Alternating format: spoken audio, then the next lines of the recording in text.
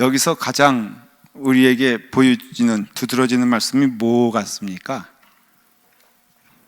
뭐가 이 그림이 그려지십니까? 그냥 얘기하셔도 돼요. 괜찮아요. 우리 최정관 나오님 뭐 얘기하시려고 했던 것 같은데 뭐 얘기하시려고? 그래요. 그 얘기가 오늘 여기 있죠. 이 얼굴에 광채가 났다.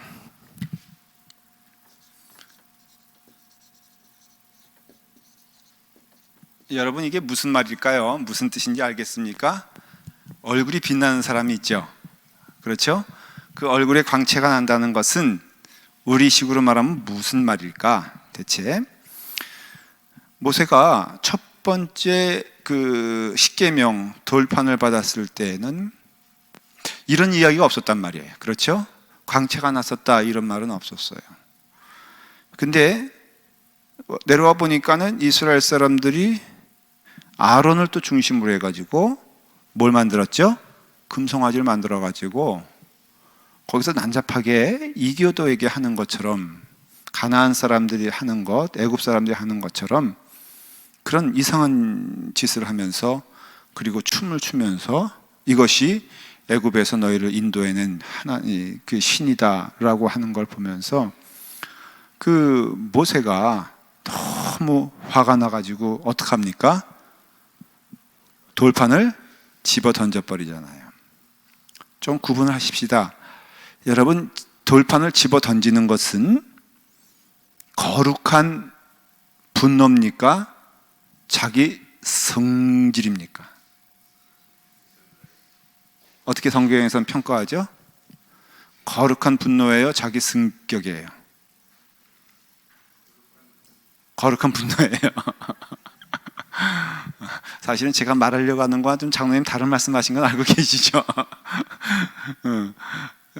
거룩한 분노기보다는 그건 성경에서 권면하지 않는 행위인 것을 알 수가 있죠. 모세도 성격이 있었어요. 그래서 이제 그와 같은 일을 하는데 이 두 번째 하나님께서 다시 명하여서 너는 다시 그 대신에 네가 깼으니까 네가 돌판은 준비해라. 그래가지고 그 준비한 돌판 위에 내가 다시금 나의 계명을 너희들에게 주노라 하고선 말씀하셔서 이제 모세가 거기에 순종을 한단 말이죠.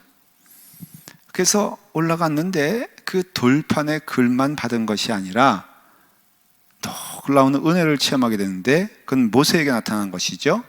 모세의 얼굴에 광채가 났다. 그렇게 말을 합니다.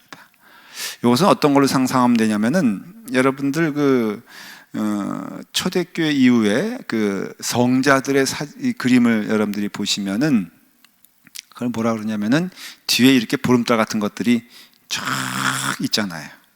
혹시 보신 적 있으세요? 어떤 성 프란시스코라든가 아니면 성 베드로든가, 이건 주로 캐톨릭에서 주로 만들어진 그 용어들이고, 그 다음에 또 그림이잖아요. 거기 보면은 동일하게 항상 뭐가 있어요? 둥그만 게 있단 말이에요. 그걸 가리켜서 후광이다 그렇게 말을 해요.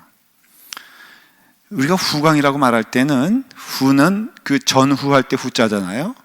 그래서 후광이, 내가 누가 예를 들어서 당신에게 좀 어떤 후광이 있습니까? 물어보면 이게 무슨 뜻이냐면요, 당신에게는 어떤 뭐라 그럴까? 뒷백이라 전문용어로 뒷배라 그래요?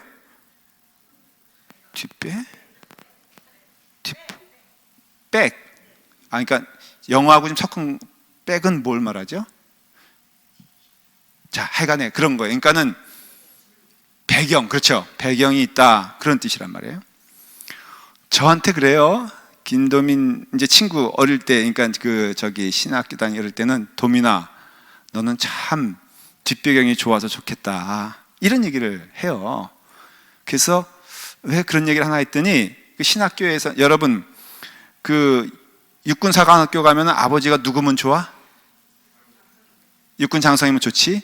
신학교 가면 누가 좋으면 좋은 줄 알아요? 그렇지. 그러니까 니네 아버지가 목사님이니까 그러니까 참 좋겠다 이런 얘기를 해요. 하긴 제가 신학교 딱 입학하러 가니까는 거기 딱 보니까 교수님들 우리 제가 존경하는 교수님이 있어요.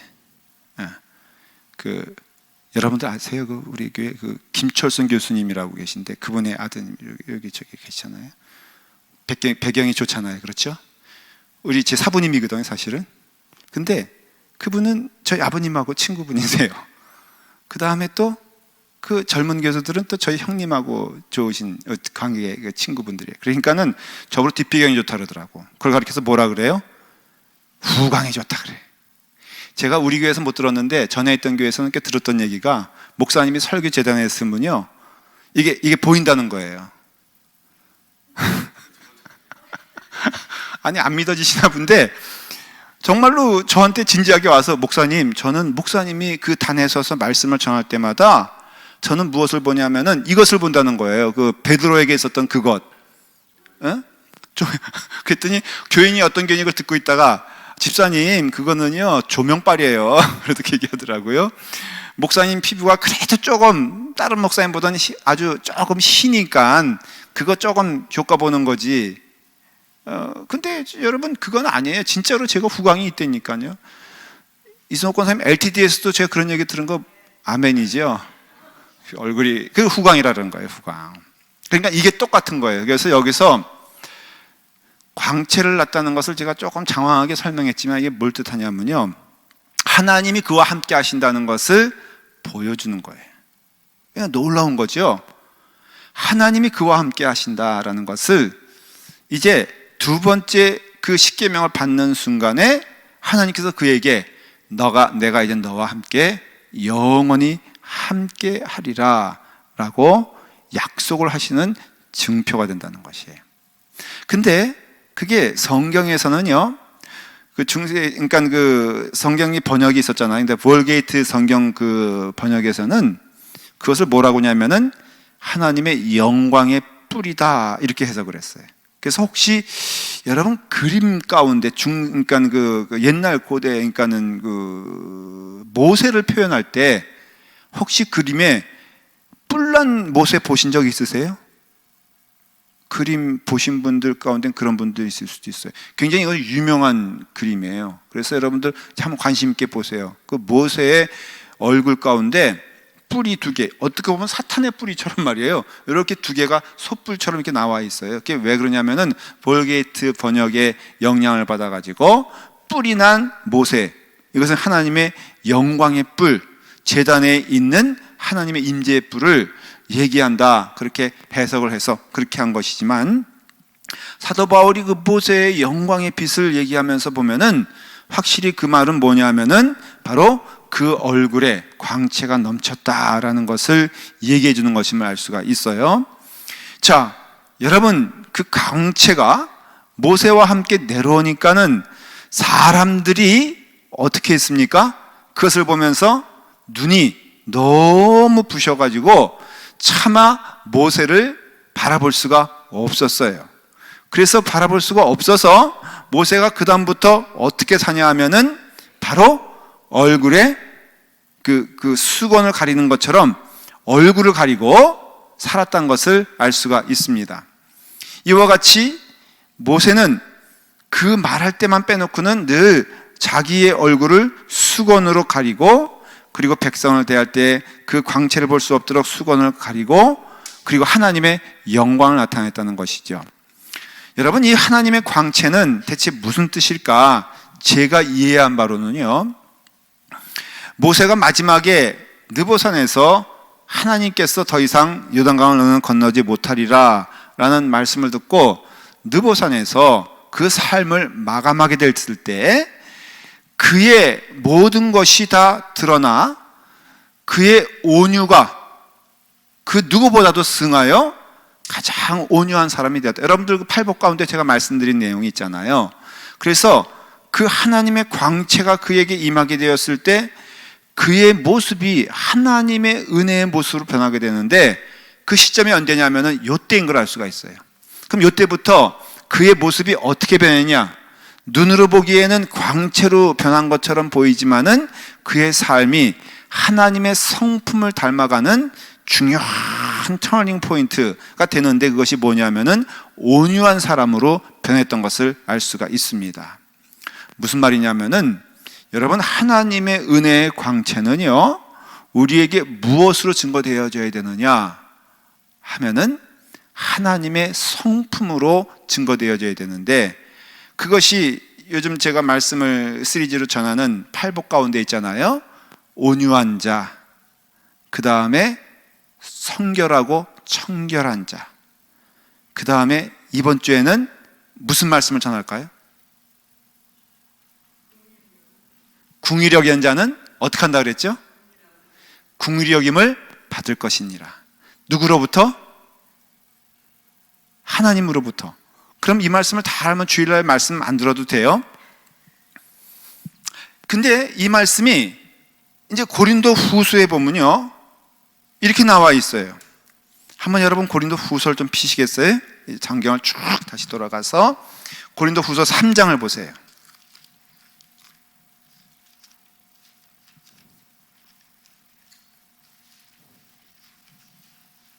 고린도 후서 3장 13절이에요. 고린도 후서는 이와 같이 모세에게 임했던 하나님의 영광이 곧 누구에게 임하게 되었느냐? 예수 그리스도에게 임했다라고 말씀하고 있어요. 자, 3장 13절 저와 이제 쫓아오시면서 읽습니다. 자, 한번 같이 읽도록 하겠습니다. 자, 읽습니다. 시작. 우리가 모세가 이스라엘 자손들에게 장차 없어질 것에 결국은 주목하지 못하게 하려고 수건을 그 얼굴에 쓴 것 같이 아니하노라. 그러나 그들의 마음이 완고하여 오늘까지도 구약을 읽을 때에 그 수건이 벗겨지지 아니하고 있으니 그 수건은 그리스도 안에서 없어질 것이라. 이게 무슨 말이냐면요, 굉장히 여러 가지를 좀 담고 있어요. 첫째 뭐냐면은, 왜 모세가 자기의 얼굴을 수건으로 가렸을까?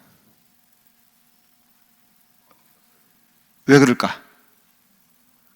왜 얼굴을 가렸을까? 이 질문이니까 대답을 이제 성역 공부처럼 자유롭게 한번 해보세요. 왜 그럴까?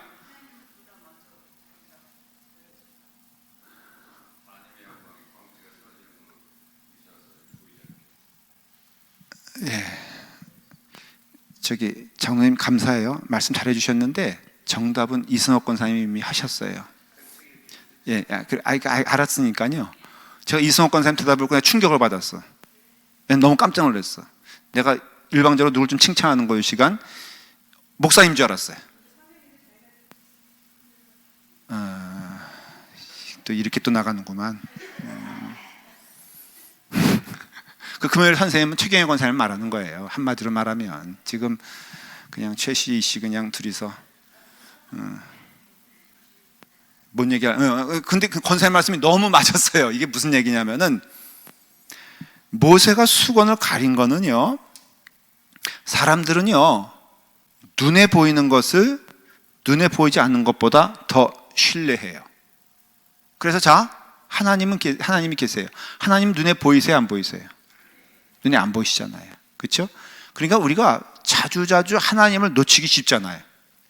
왜? 안 보이시니까. 그러니까는 눈에 보이는 것을 더 우리는 의지할 때가 많이 있어요. 그래가지고 하나님께서는 모세에게 하나님의 영광의 광채를 허락해 주셨는데, 이 사람들이 딱 보니까는 눈에 보이는 모세, 눈에 안 보이는 하나님이 있을 때, 눈에 보이는 모세가 하나님 같아. 너무 광채가 빛나는 거야. 그러면은 하나님을 바라볼까요? 모세를 바라볼까요? 모세를 바라보겠죠. 이것을 말하는 것이에요.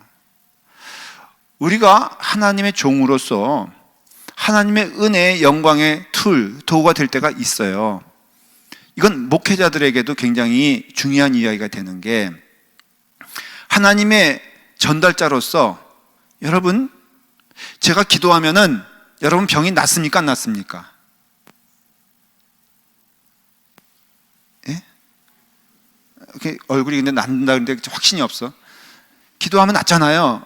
김봉선 집사님 권사님 되시는데 그런 믿음 가지고 있죠. 맞잖아요. 그렇죠? 네, 얼굴들이.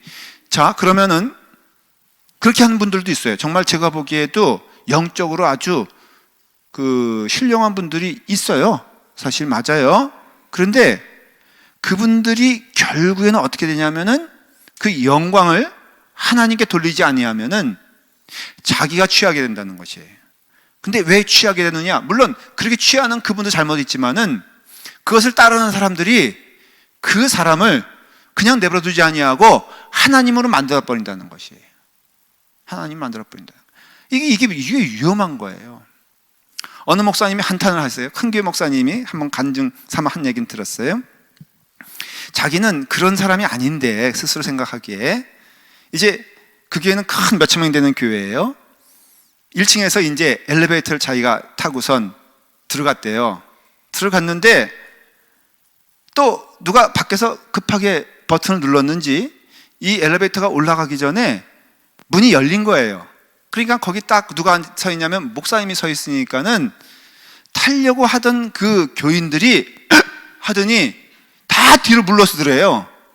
그리고 아무도 안 타는 거예요, 거기를.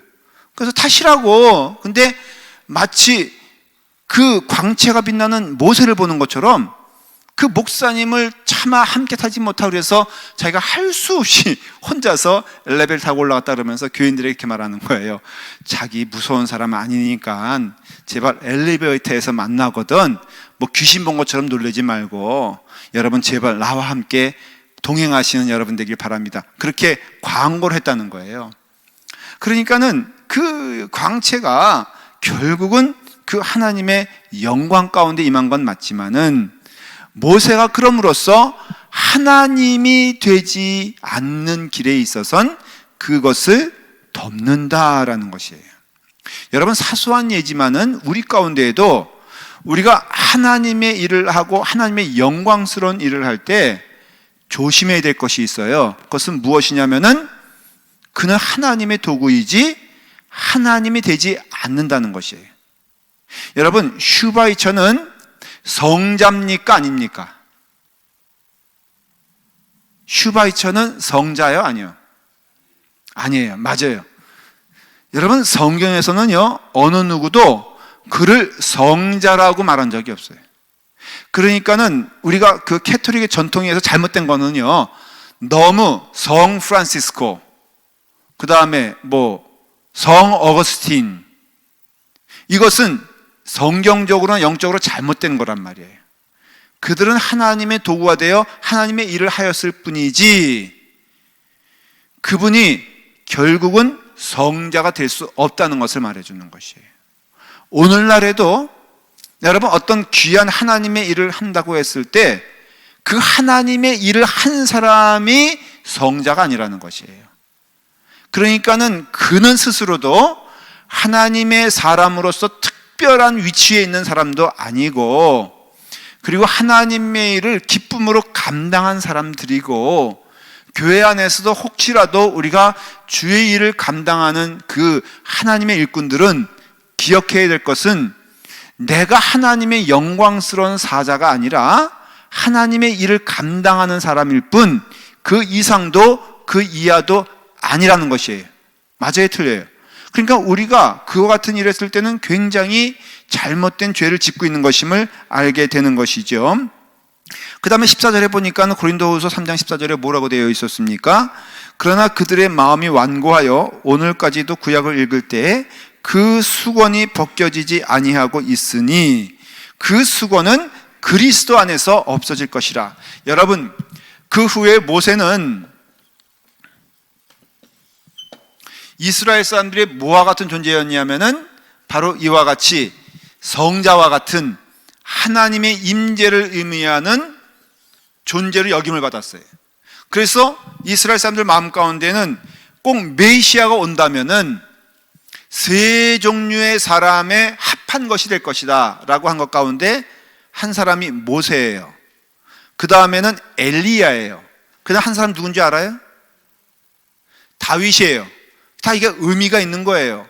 그래서 모세는 해방자가 되고요, 다윗은 군사에 있어서, 군사력에 있어서 최고가 되고요, 엘리야는 능력을 베풀고 기적을 베푼 하늘로 들림받은 사람이란 것을 알 수가 있어요. 그러니까는 이와 같이 이스라엘 사람들이 기대하는 것은 바로 모세와 같은 사람인데, 모세가 그 수건을 벗겨지지 않고 그 다음에 이스라엘 사람들에게도 그 모세의 수건이 벗겨지지 않은 이유는 바로 누구를 기다림이라? 누가 오시기 때문이다? 예수 그리스도가 오시기 때문이고, 이 예수 그리스도가 오실 때에, 여러분 고린도후서 4장 6절을 제가 읽어볼게요. 이런 말씀이 있어요. 어두운 데에 빛이 빛이라 말씀하셨던 그 하나님께서 예수 그리스도의 얼굴에 있는 하나님의 영광을 아는 빛을 우리 마음 가운데 어떻게 했다고요? 비추었다, 이렇게 말하고 있어요. 그러니까는 그 모세가 에게 있던, 이스라엘 사람들이 모세를 잠시 동안이나마 봤던 그 하나님의 영광의 광채는 누구를 통해서 확연히 드러나게 될 것이다? 바로 예수 그리스도를 통하여 드러나게 될 것이다. 그럼으로써 어두운 데서 빛을 비치리라 하시던 그 하나님께서 예수 그리스도의 얼굴에 있는 하나님의 영광을 아는 빛을 우리 마음에 비추셨느니라 라고 말하고 있는 것이에요. 여러분, 그 예수 그리스도의 영광의 빛은 어느 때부터 존재했냐면은 아담과 이브 전에 하나님께서 이 땅을 창조하실 때 빛이 있으라 그랬잖아요. 이건 영적인 의미로 여러분 알아들으십시오. 빛이 있으라 함에 뭐가 있었어요? 빛이 있잖아요. 그 빛은 누구를 말하는 것이에요? 예수 그리스도의 하나님의 영광의 빛을 의미한다는 것이에요. 그러니 그 모세에게 임했던 눈에 보이지 않던 하나님의 영광이 신약에 와서는 눈에 보이는 하나님의 영광으로 임하게 됐는데, 그것이 곧 누구냐? 바로 예수 그리스도를 통하여 우리는 영광의 하나님의 빛을 볼 수 있으므로 우리의 심령과 우리의 삶이 누구를 통하여서 바라봐야 되느냐? 예수 그리스도를 바라보라는 것이에요. 결국은 사도 바울이 얘기하는 것은 뭐냐면, 고린도 후서에서 얘기하는 것은, 자, 모세에게 임했던 하나님의 영광이 있었다. 그 영광은 시내산에서 내려온 하나님의 영광의 빛인데, 이것은 너희에게는 수건을 가린 것 같이 이와 같이 희미하게 보이는 하나님의 영광이었다. 근데 그 희미하게 보이던 하나님의 영광이 누굴 통해서 나타나게 됐느냐? 예수 그리스도를 통하여서 나타나게 되었다. 그러니까는 예수 그리스도에게 임한 하나님의 영광은 참된 영광이니 너희들은 누구를 바라보며 나가야 되는 것이다? 예수 그리스도를 바라보며 나가야 되고, 누구를 믿어야 되느냐? 예수 그리스도를 믿어야 되는 것이고, 누구를 따라가야 되느냐? 예수 그리스도를 따라가는 믿음이 된다는 것이에요. 그래서 구약에서는요, 조금 구체적으로 말하면은 율법이라는 하나님의 명하신 길을 통하여 그들이 걸어가는 길은 희미한 길이었지만은, 신약에 와서 눈에 보이는 하나님이신 참 하나님의 영광의 빛이신 예수 그리스도를 따라가는 자에게는 그 영광의 빛이 예수 그리스도를 통하여 임하기 때문에 그를 믿고 따르는 자들에게는 필연코 하나님의 영광이 그들에게 임하게 될 것이라는 것이에요. 먼저는 모세였겠지만은 그 후에는 예수 그리스도를 믿는 자에게는 똑같은 하나님의 영광이 그에게 임하게 되었으니, 여러분 오늘 이 시간에 제가 여러분들에게 도전해 볼게요. 자, 저에게 지금도 여러분 뒤에 후광이 보여요, 안 보여요? 예? 보이잖아요. 그렇죠? 지금 제가 하려고 하는 얘기가 뭔지 아니까 빨리 그냥 긍정하고 넘어가십시다. 보이죠? 여러분 저를 볼 때마다 누가 보여요? 예수 그리스도. 정말 선생님 정말 감사해요. 저를 통해서 이러면 큰일 나는 거예요. 예를 들어서 목사님을 보니까 꼴뚜기가 보입니다. 이러면 큰일 나는 거잖아요. 목사님을 보니까는 뭐 누가 보입니다. 이러면 큰일 나는 거잖아요. 여러분, 목사님을 통해서는 뭘 봐야 되냐면은 하나님의 은혜를 봐야 되는 거예요. 이게 이 출애굽 때에는 모세에게 임한 은혜지만은, 그러나 여러분 베드로 전서에도 보면은 우리는 하나님의 거룩한 제사장이요, 하나님의 거룩한 자녀요, 하나님의 거룩한 백성이라고 했어요. 그럼으로써 너의 덕과 너의 광채를 다 누구에게? 모든 만민들에게 전파하고 선포하라고 했잖아요. 그러니까는 지금 우리에게는요, 모세의 영광이 임한 것처럼 예수 그리스도를 믿는 자들에게는 그 하나님의 은혜의 영광이 임하게 된다는 것이에요. 자, 그러면은 그 임하게 된다는 것은 대체 무슨 뜻일까? 이제는 우리가 어떻게 사는 것이 하나님의 영광 가운데 살아가는 길일까? 고린도 후서로 다시 돌아가서요 3장 18절을 보시세요. 3장 18절이에요. 자, 18절을 읽습니다. 이게 굉장히 중요한 말씀이에요. 시작. 우리가 다 수건을 벗은 얼굴로 거울을 보는 것 같이 주의 영광을 보매 그와 같은 형상으로 변화하여 영광에서 영광에 이르니 곧 주의 영으로 말미암으니라. 이 말씀을 해석하고 오늘 말씀을 끝낼게요. 이걸 좀 그림을 그려보시면요, 우리는 수건을 가린 자예요, 수건을 거둔 자예요? 우리는 수건을 가리는 자예요? 모세는 가렸어, 걷었어? 가렸죠. 그렇죠? 우리는 걷는 자예요, 가리는 자예요? 우리는 걷는 자예요. 근데 걷는데 거울을 본단 말이죠. 이전에는 희미하게 보였지만 이제는 얼굴을 맞대는 것처럼 보인다 그랬는데 거울을 딱 봐요. 여러분, 거울을 보면 거기 누가 보입니까? 예? 거울을 보면 누가 보여? 김봉선, 예, 정권사님은 너무 답을 하니까는 참 제가 먼저 이 얘기를 하고요. 김봉선 입사님, 거울 보면 누가 보여? 라고 물어보면 답을 뭐라고 해야 돼? 김봉선 입사님 보이죠? 싫어, 좋아? 예? 어떤 분이 좀 서글픈 얘기 하던데 저는 아직 안 믿어요.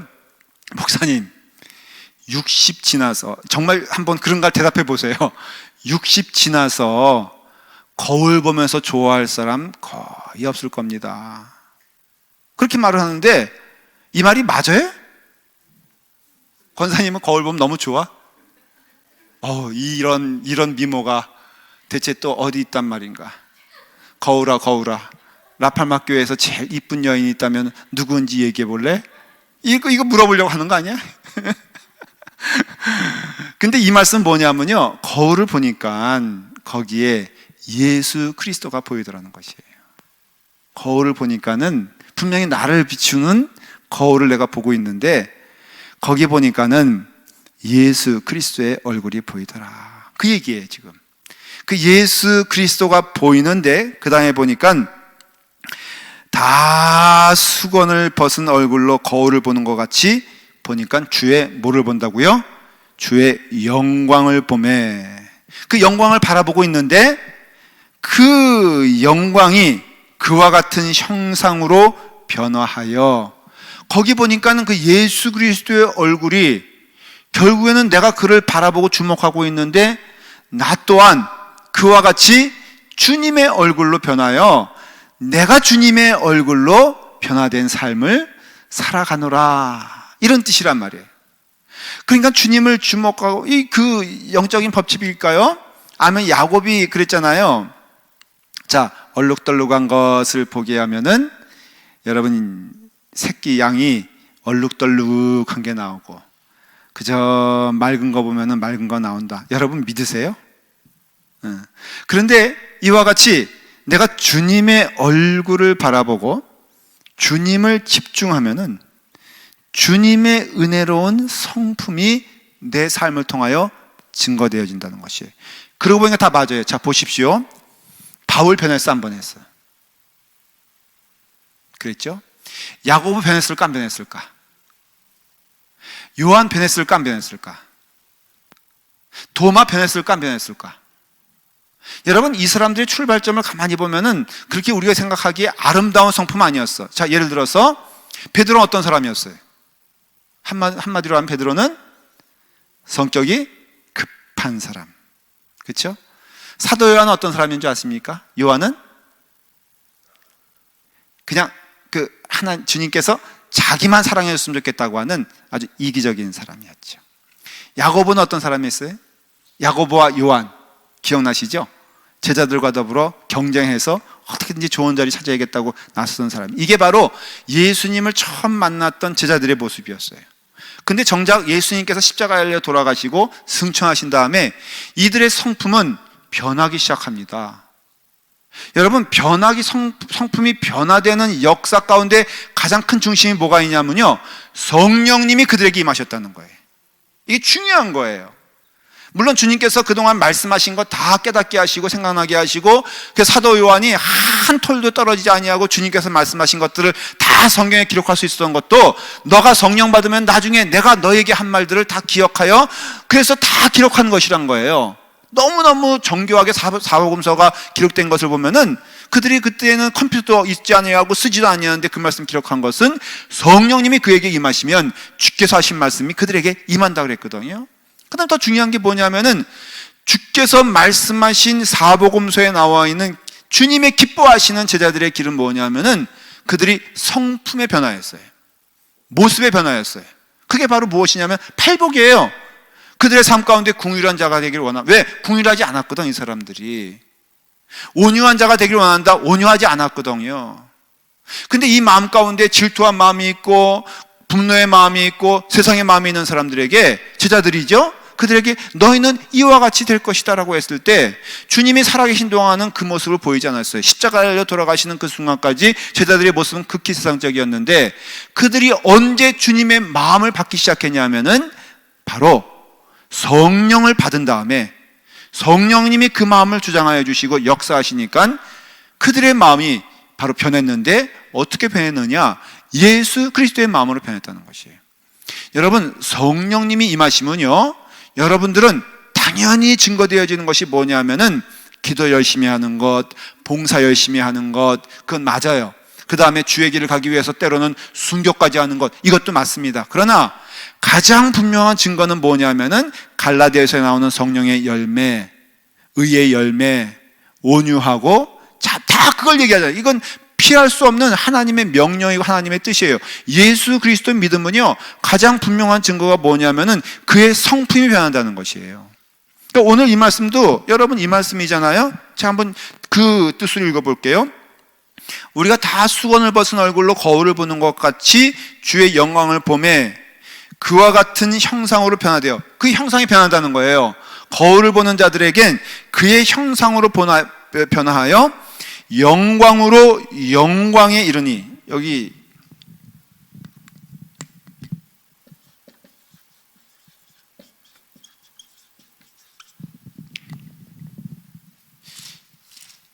여러분 한번 로마서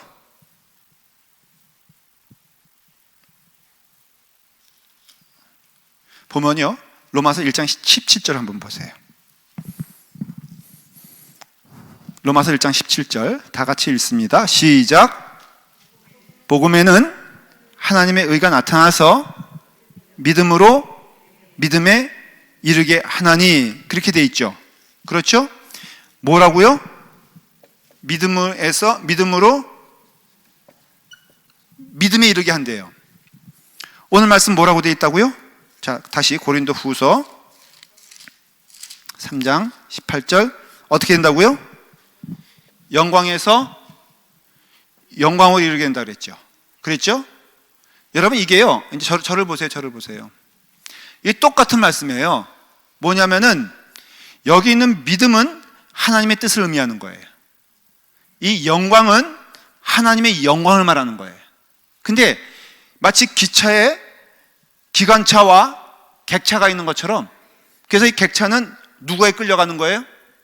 기관차에 끌려가서 기관차가 목적으로 하는 것까지 객차는 가는 것처럼, 우리의 믿음은요, 하나님의 뜻하신 바 그 믿음을 따라서 끝까지 하나님께서 이끄신 믿음으로 인해서 우리는 간다는 뜻이에요.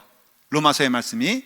고린도 후서에 나와 있는 영광으로 영광에 이르게 하나님, 그 뜻도, 그 우리의 영광은 하나님의 영광을 통하여 증거되어져서 끝까지 하나님께서 역사하시고 인도하시기 때문에, 하나님의 영광을 본 자들, 모세 때에는 그 영광이 너무너무 광채가 있어 수건에 가린 자가 되었지만, 예수 그리스도의 영광을 본 자들은 가려지는 것이 아니라 오히려 거울을 보는 것 같이 그를 볼 때마다 예수님을 묵상하고 예수님을 바라보고 예수님을 따라갈 때마다 이제는 내가 예수님을 닮아야 되겠다라는 강렬한 그 마음이 생기면서 나는 누구보다도 주님을 배우는 자가 되고 주님을 따르는 자가 되고 주님을 향하여 나가는 자가 되겠다라는 열심이 생긴다는 것이에요. 여러분, 그러니까 믿음 생활에서 지금 오늘날 교회가 굉장히 도전되어지는 것이 뭐냐면요, 예수 그리스도를 바라보지 못하면 교회가 아니라는 것이에요.